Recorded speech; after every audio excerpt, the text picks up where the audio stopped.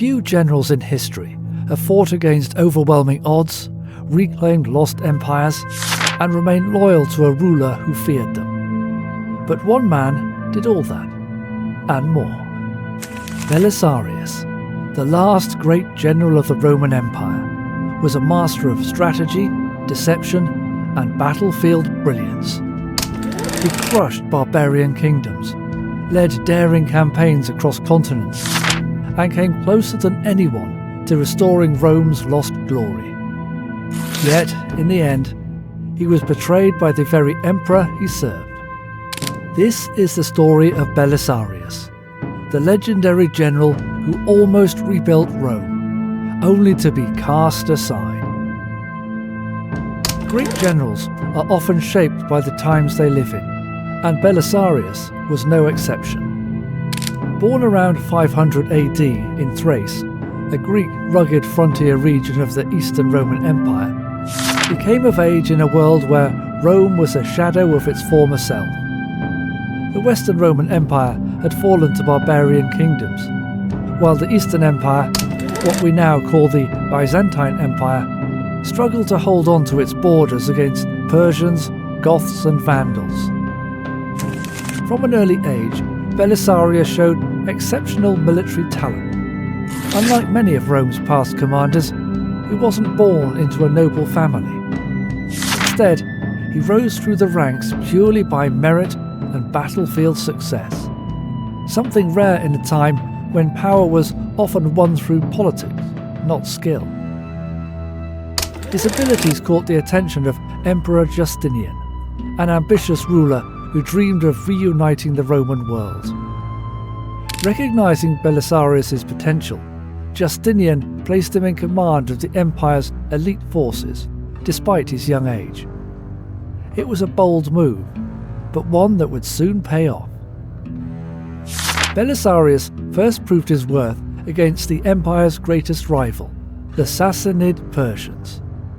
At the Battle of Dara in 530, he faced a larger and more experienced Persian army. Yet, through superior tactics, he inflicted a crushing defeat on them. His strategy? Using defensive ditches and disciplined formations to lure the Persians into a deadly trap.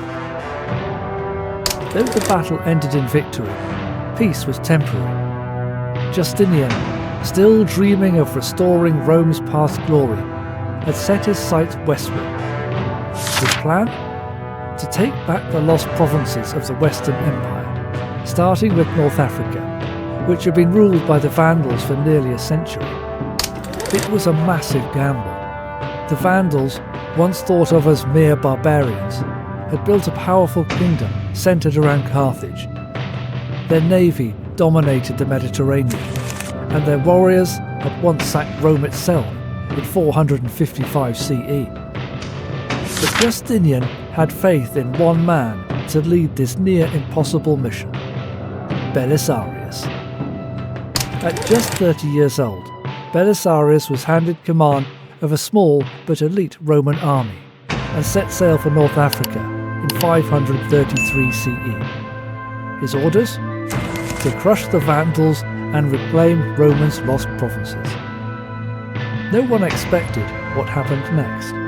In a lightning-fast campaign, Belisarius would achieve the impossible, destroying the Vandal kingdom in a matter of months, and proving that Rome, even in its twilight, could still strike fear into its enemies. By the early 6th century, North Africa was ruled by the Vandals, a barbarian kingdom that had once sacked Rome itself. For nearly a century, Carthage, once the jewel of Rome's empire, had been in Vandal hands. But Emperor Justinian was determined to take it back, and for that, he turned to his most trusted general, Belisarius. In 533 CE, with just 15,000 troops and a small fleet, Belisarius set sail for North Africa. It was a daring campaign. He was outnumbered, deep in enemy territory, and reliant on speed and surprise. But he had two key advantages. his own military genius, and the incompetence of the Vandal king, Gelimer. The first major test came near Ad Decimum, just outside Carthage. The Vandals had a strong cavalry force and should have had the advantage. But Gelimer miscalculated. Instead of attacking with his full strength, he spread his forces too thin, allowing Belisarius to defeat them in separate engagements. When the Vandals finally launched their full assault, they found themselves trapped. Belisarius exploited the terrain, used well-disciplined formations, and crushed Gelimer's army in a decisive victory. Just days later, Carthage fell without a fight. Rome had reclaimed one of its greatest cities. Gelimer fled into the mountains, trying to rally his forces, but Belisarius didn't give him a chance. He pursued the Vandals relentlessly, and in 534 AD, at the Battle of Trigamarum, the last remnants of the Vandal enemy were destroyed. Gelimer surrendered soon after, and with that, the Vandal kingdom was no more. In just a few months, Belisarius had done what many thought impossible. He had completely erased the Vandals from history and restored North Africa to Roman rule. He sent Gelimer as a prisoner to Constantinople, where Justinian celebrated a grand triumph, parading the Vandal treasures through the streets. But despite his stunning victory, Belisarius' work was far from over. Justinian now had an even greater target in mind: Italy itself. The Western Roman Empire had fallen to the Ostrogoths, but Justinian dreamed of reclaiming the eternal city of Rome. And once again, he would send only one man to accomplish the impossible: Belisarius. Little did Belisarius know that the Italian campaign would test him like never before. He would not only have to defeat the Goths on the battlefield, but outmaneuver his own emperor, who had begun to fear his rising power. With North Africa secured, Justinian's ambitions grew even larger. The Western Roman Empire had fallen in 476 AD, and Italy was now ruled by the Ostrogoths, led by King Theodahad. But Justinian saw himself as the emperor who would restore Rome's former glory, and for that, he needed to reclaim Italy itself. Once again, the man chosen for the mission was Belisarius. In 535 AD, he set sail for Sicily, using the island as a launch pad for his invasion. With a force of just 7,500 men, he began a campaign that would take him deep into the heart of Italy. After quickly securing Sicily and southern Italy, Belisarius turned his attention to the ultimate prize: Rome. In 536 CE, he marched north, capturing city after city. The Ostrogoths, shocked by his speed and tactical brilliance, abandoned Rome without a fight, allowing Belisarius to enter the city as a Roman general, the first in decades. But the war was far from over. The Goths, now under their new king Vitignes, weren't going to surrender Italy so easily. In 537 CE, they besieged Rome with a massive force, determined to crush Belisarius once and for all. For nearly a year, Belisarius and his outnumbered troops defended Rome against 100,000 Ostrogoth warriors. Supplies ran low, disease spread, and every day was a fight for survival. But Belisarius refused to surrender. Using his strategic genius, he organized hit-and-run attacks, ambushes, and night raids, keeping the Goths constantly off balance. His forces held the walls, repelled multiple assaults, and even managed to harass the enemy outside the city, weakening their morale. By 538 CE, the siege had failed. Reinforcements arrived, and the Goths were forced to retreat. It was another impossible victory for Belisarius. With Rome secure, Belisarius pressed north, capturing more cities. In 540 AD, he reached Ravenna, the Ostrogoth capital.